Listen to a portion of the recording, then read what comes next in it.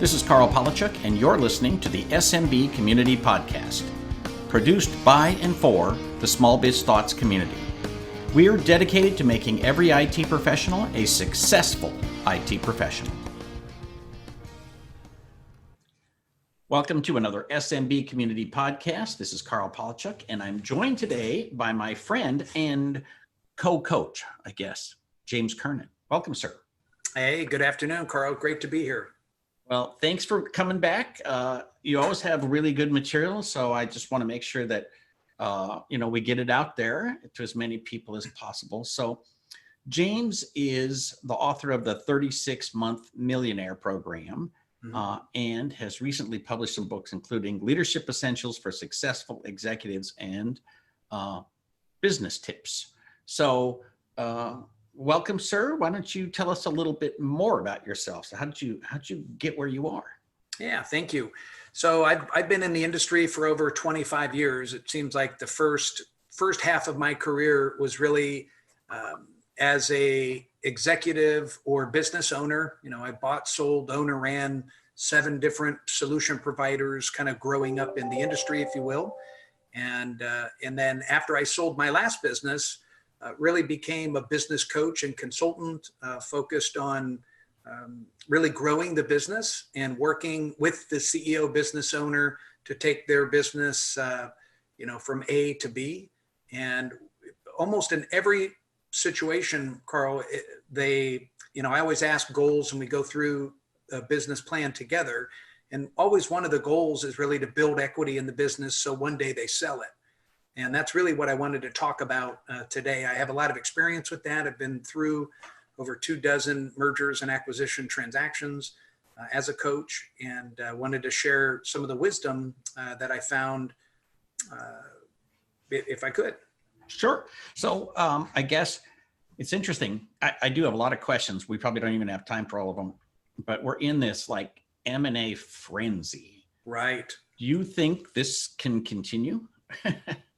Well, I would say yes. And, it kind of felt like, we've both been doing this for a while, and it kind of feel like it used to kind of come in phases, right? When, one generation's ready to move out, the next one coming in. And I guess when I say generation, almost more generation of technologies. But I just see more consolidation in the marketplace.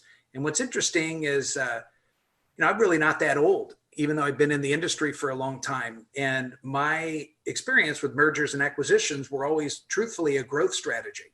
So as I kind of get into the second half of my career, I'm helping a lot of people really exit the business instead of just having it as a growth strategy. It's more of a succession plan now.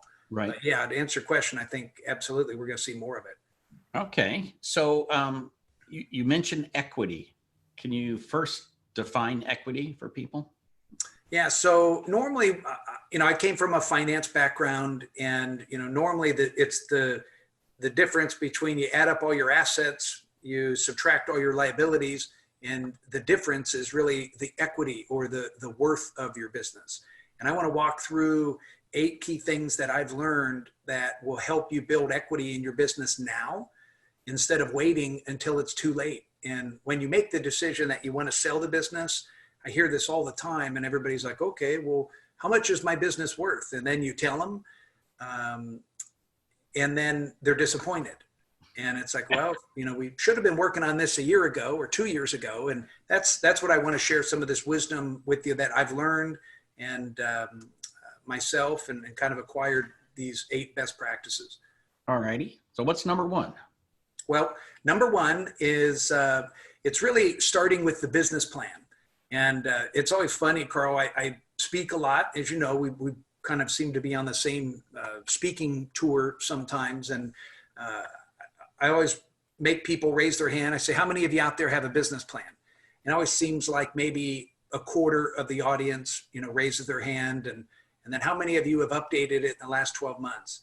And then most of the hands go down. And I get it. I remember how busy I was as a busy CEO. The business is growing. You got lots of employees, pulling at your coattails.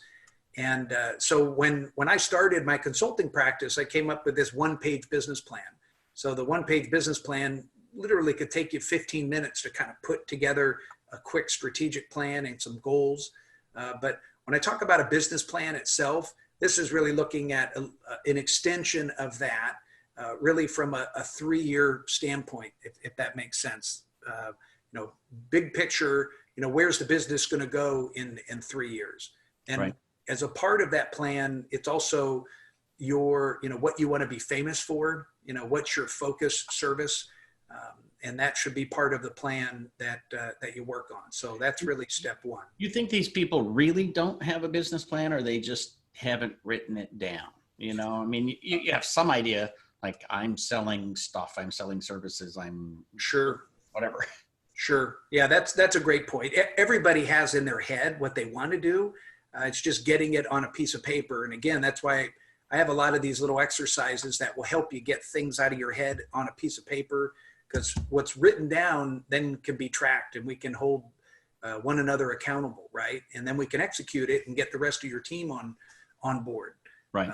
But yeah, that's a good point. I'm pretty sure most people have what they want to do in their head, but I just want to get it in writing and move forward with it. You think they don't have a written plan because they think it has to be 35 pages and approved by the bank and all that? Yeah, I remember vividly early in my career, and I was sitting in the audience as a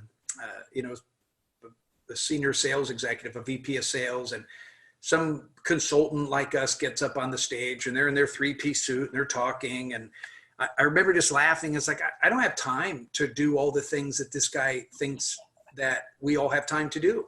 And, it makes a lot more sense as I've grown up and matured in the industry about structure and process and strategic planning. I'm not so gung-ho as I was maybe in my early sales career. And I understand the importance of it. So there's a balance, but there is something to be said. You do need to take time, because one of the first things people ask in valuing your business is, hey, do you have a written business plan? I need to see what that is, to see how you've been executing on it. So if somebody's selling their business, ideally it was something they're working off of already, right? But in many cases, it's something that we can quickly create if you don't have one. So don't sweat this one too much.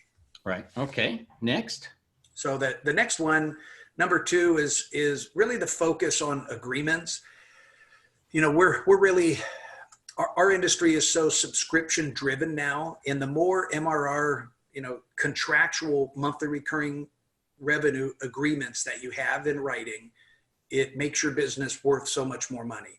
The accelerators on that type of service, as compared to block time, or as compared to projects, or compared to hosting, if you're just do it month to month, everything that you do service-wise, ideally you want to package and price it in a monthly subscription model, if possible, and get it into long-term agreements. So the first part of this really is the customer agreements. That's super important. The longer, the better. Vendor agreements, anything exclusive or unique. And again, these are things, Carl, that people are going to start laughing at, that everybody's so busy you don't keep track of it very well. But like your vendor agreements, like with HP or Microsoft and so forth, distributor agreements, any partnering agreements. And then lastly, a really important one is your employee agreements. And there are many customers that I've consulted with that do not have employee agreements. It's like, no, my word is like, yeah, solid as oak, right? And I've seen people get burned even after somebody buys the business or before they sell it. People they thought were lifers run out the back door and take their customers and devalue their business very quickly. So employee agreements, as you know, are super important. Yeah. And I'm a huge fan of having a codicil in my client facing agreements that says, you can't steal my employees, because if you do that, you're really using me as an employment agency. And so here's the cost of that, right? Because if it, you can't stop them from doing it, but you can say, look, you signed a deal that says you owe me 3 months of their salary, right? Or whatever. Yep. So, yeah, that's a great point. A lot of people don't have that in there. And, early in my career as a CEO, I did not have that in my agreement either until I got burned by it. and then I added that back in. And true story, there was a situation where I bought a business, and the business I bought, I purchased, I basically had agreements with all their employees, and also in their statement of services or their statement of work with all of their clients, there was a provision in there that said 1.5 times the employee's salary. So yeah, not 3 months, it was 1.5 times their salary. And this was a level 4 guy, $100,000 person. So I had a $150,000 conversation with the person, and it was a really simple conversation because everything was all in writing and agreed upon. So that's worth a lot of money, and will add value in your business, if that makes sense. Oh, I hadn't even thought about that piece of it. That basically, here's not necessarily proof that the employees won't go away, but at least that they won't take clients with them. Yes, right. So very cool. All right, number 3. So number 3 is everybody offers a variety of services, or most people do. And what my encouragement would be, let's just say you have 5 different service offerings that you do. Pick one, pick your favorite one that you want to be awesome at. What do you want to be famous for? And maybe it's cybersecurity, maybe it's compliance or HIPAA consulting. You pick one of those core services and really, really develop core competency there. Your goal really should be, you want to be better than anybody else in your geography with that one core service. And if you're well positioned and you do a good job of that, you typically can negotiate higher prices because you've got a better value proposition than the jack of all trades that maybe you once were or that you're competing with. Okay. So that's really important. You want to identify one core service that you want to be fantastic at. And I'm not saying get away, shoo away or discontinue those other services.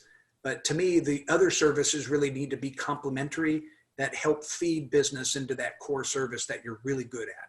Right. So it's sort of, that's what you lead with. So you lead with security, or you lead with whatever the competency happens to be. Exactly. And that's really important. Another perfect example, that's something that you want to make sure that you've got your subscription services, a strong agreement with, and that you have long-term contractual agreements with your customers.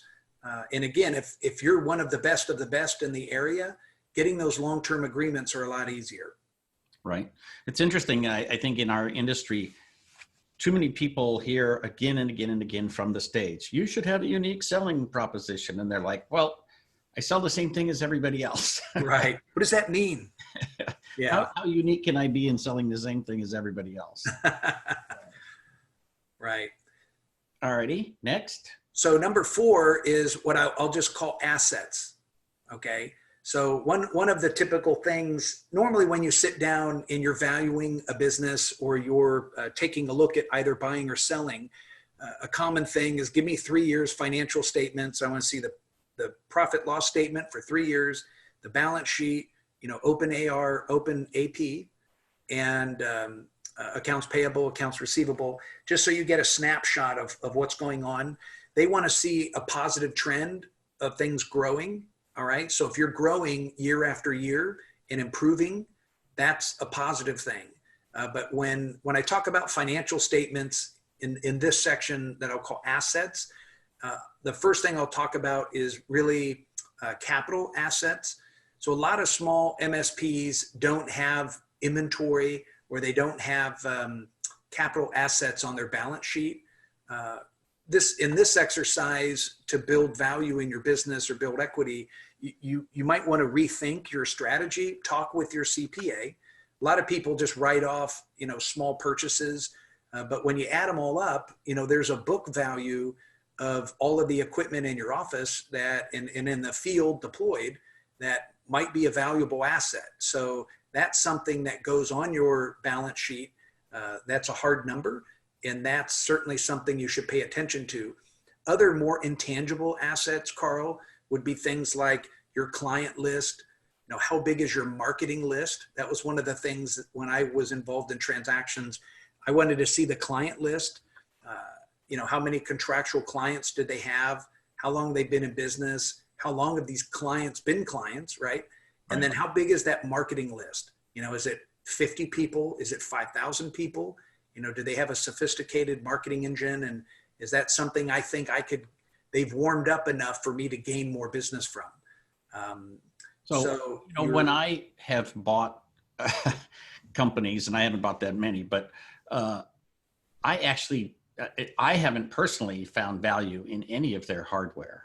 I mean, it's like, Yeah. okay, how quickly can I get rid of this? Because it's usually, I mean, Right. even if something's 3 or 4 years old, it has no value to me, right?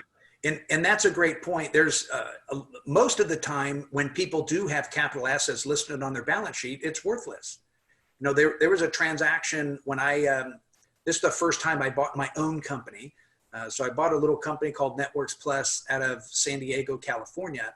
And one of the more valuable things that went into my valuation was the capital assets that they had. They had some internal equipment that I needed, and the software tools that they had in place were basically a PSA, accounting, and quoting, but it was all custom integrated. So you enter the data once in the one software, one database, and the information all traveled across.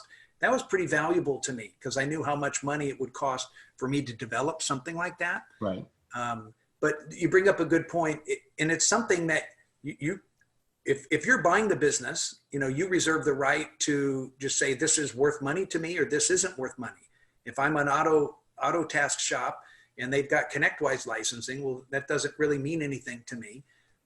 But if it fits into your business, then that's worth something. And my whole point of bringing it up to build value for you guys is track that stuff and make sure you've got a good list of all your capital assets, your internal equipment, if you have anything. And then the softer things like certifications. And then I always like looking for anything that's unique in the business, like the business example I said, that Networks Plus, they had custom written software to make their accounting package, their quoting package, and their PSA all talk to each other.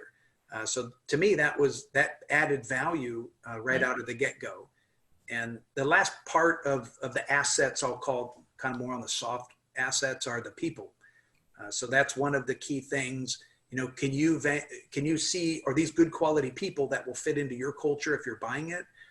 Or if you're selling your business, you want to always hire the best possible people you can. So that's kind of a soft asset, but it's worth something to people, will help increase the value of your business. Right. Okay. Number 5. Okay. Number 5 is, this is tough to say, but it's clean and accurate accounting. All right. And this is a big challenge for a lot of people. Nothing turns off a buyer faster than when we ask for 3 years of financials. And it's like, well, hold on, let me get them over. I've got to update this and that. And then you see the chart of accounts is a mess. And there's big red flags like undeposited funds, AR over 90. There's a ton of it.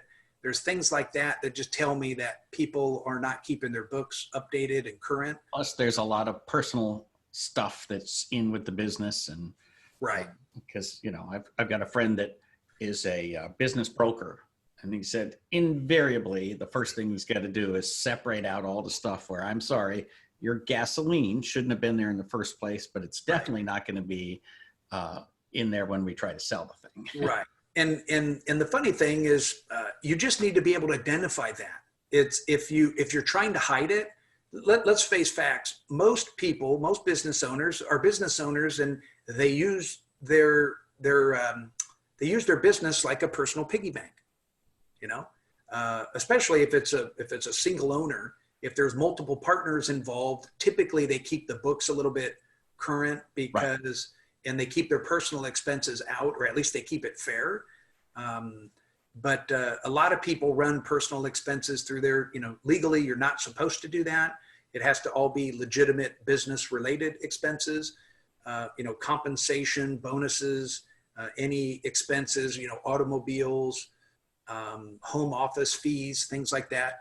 If those are legitimate business expenses, just be able to identify those. Because what makes your business, they'll actually take that out of your EBITDA number and add that back in, because if you sell your business, you no longer are doing that. So that's actually a number, believe it or not, that is calculated back in to increase the value of your business.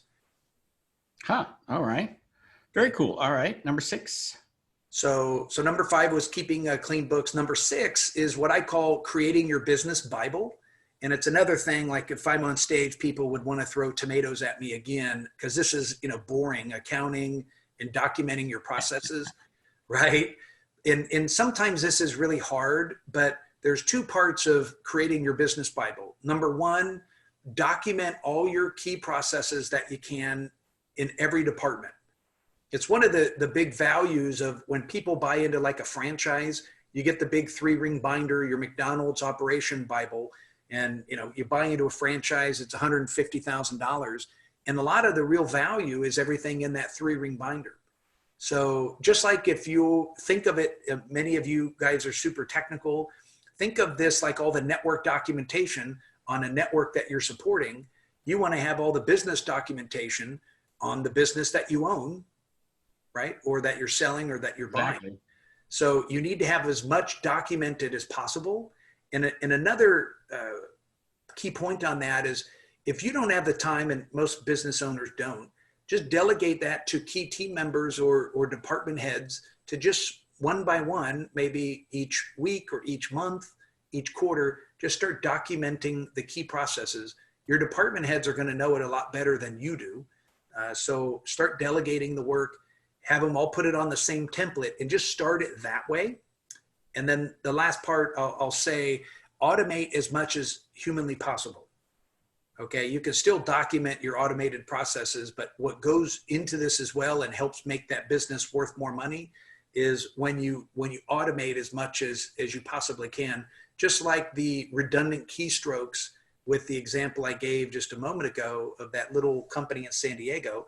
They'd written software in between my PSA, my quoting package, and the accounting package. So I didn't have to have 3 people enter the same data in 3 different departments.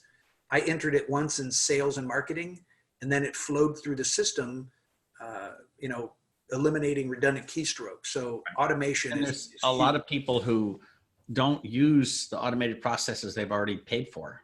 Like I'm amazed how many people don't put their contracts into their PSA. right. Just had a conversation with somebody that they're celebrating their 10th anniversary and they hand do every invoice. And I'm like, what are you doing? Right. Yeah, no, that's a good point. That's a good point. All right, next. So next, number 7 is what I call a diverse customer base. You should have no one customer that makes up more than 15% of your overall revenue. Okay. We've all been guilty of this before. And I'm not saying say no to a big opportunity. When I bought that little reseller, Carl, one of the first big contracts I won, it was about 1.5 years after I bought the business and really turned things around. We won a big contract, and the end of that calendar year, it represented 50% of my total revenue, and it represented about 65% of my total profit. Wow.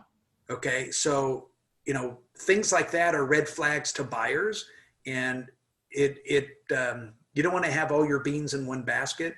So what I had worked really hard on before I sold that business was I wanted to take the profits I was making off of that one client, that one contract, and put it into business development to diversify my customer portfolio. I wanted to gain lots of other revenue from other net new clients. And I did that.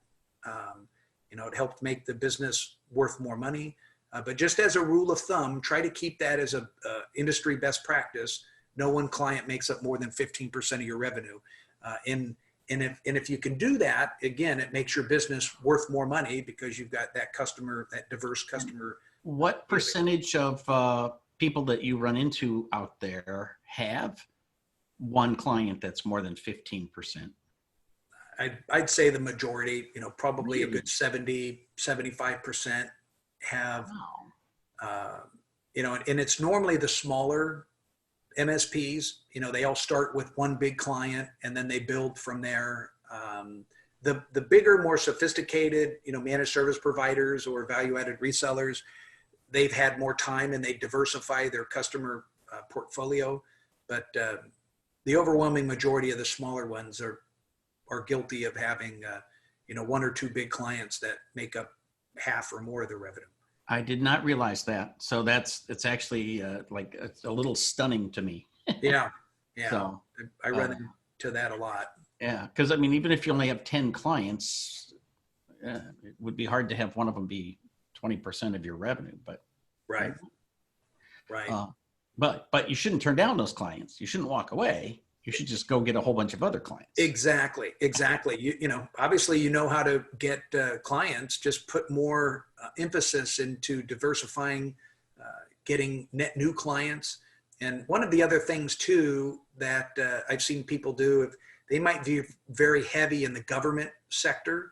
Well, government sales are very cyclical, or seasonal, where there's a lot of, most of the revenues really come in for the government in Q3 because the government fiscal year end is the end of September.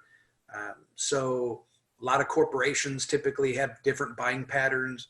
Education is in June. So the education, like if it's, the SLED market, for example, or education specific, that's more of a Q2.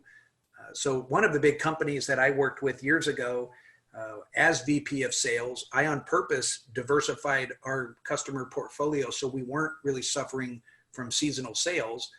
We had a lot of corporate clients, we had a lot of education clients, a lot of medical clients, a lot of government clients, because I wanted to kind of keep that steady growth. And while I was VP of sales there, we grew over 30% every year. And that was one of the secrets that we did, to diversify that portfolio.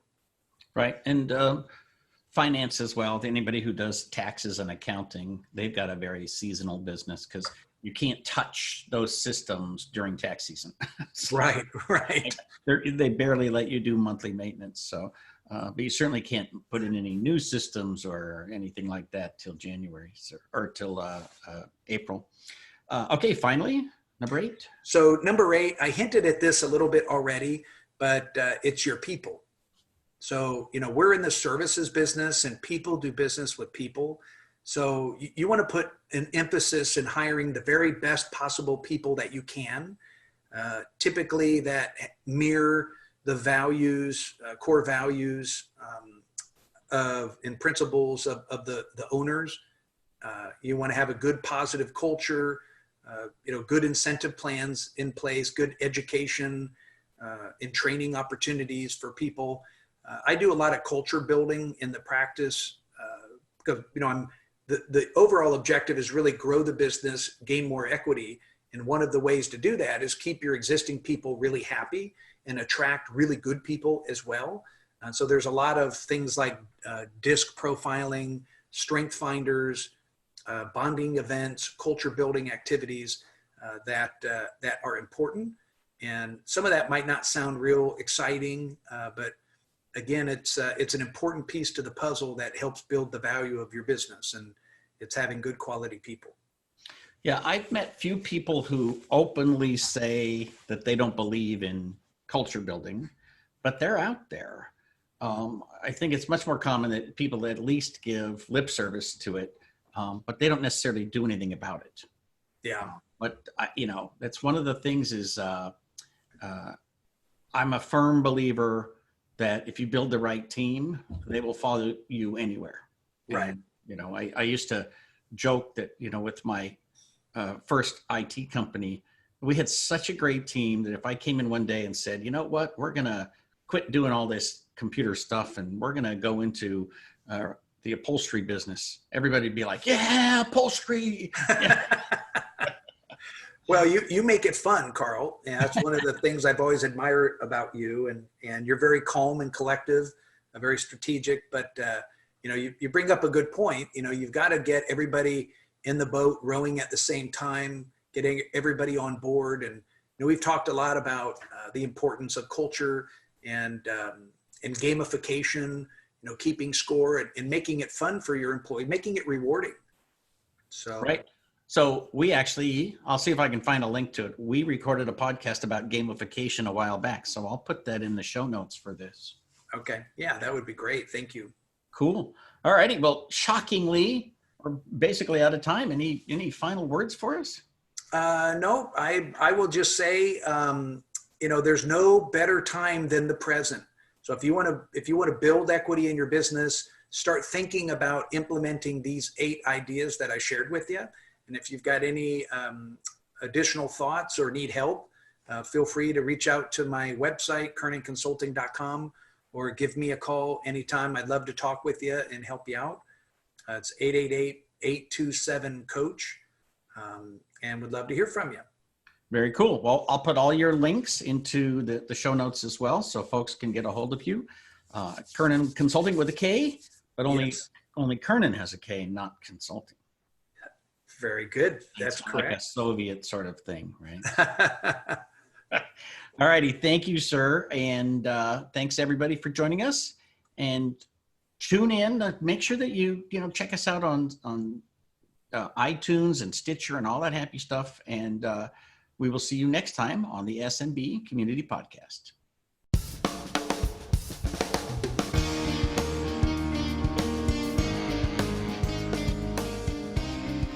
Thank you for tuning in to the SMB Community Podcast.